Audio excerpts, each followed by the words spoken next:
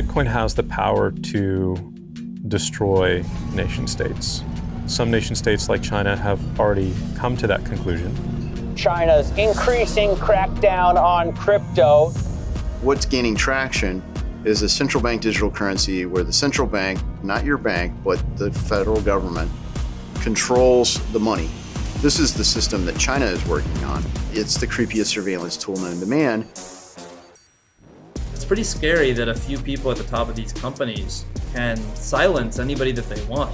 It gets a lot of press when it's Donald Trump, but it doesn't get a lot of press when it's hundreds of other people who are banned from their platforms for no real reason every single day. That's going to prevent the government from being tyrannical and saying, John Smith spoke out against us, so we're going to freeze his bank account. And we might not be seeing that today, but I have a suspicion that we'll be seeing that pretty soon. As long as we adopt cryptocurrency, we're not going to be seeing that ever again.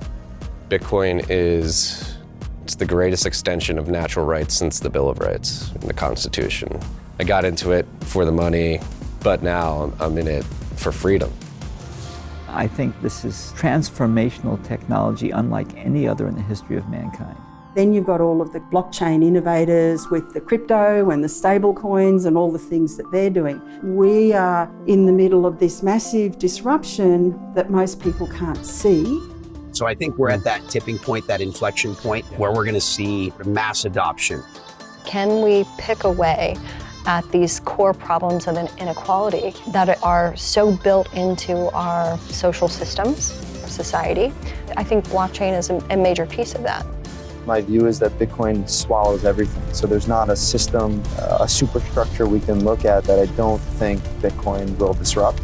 I think right now we're living through the largest adoption of technology that we will ever see in human history. We can all be a part of it, and we can all invest in it in the blockchain. I'm getting excited just talking about this.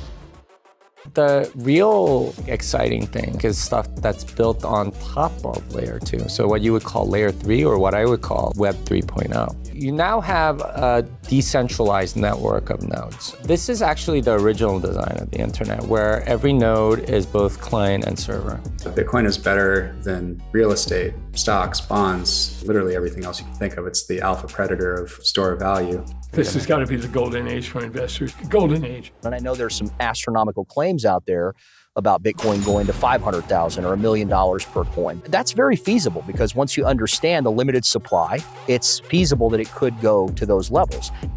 You have 48 million millionaires in the world, and there will only ever be 21 million Bitcoins. If you can get your hands on half a Bitcoin or one Bitcoin, you're front running the millionaire class in the world.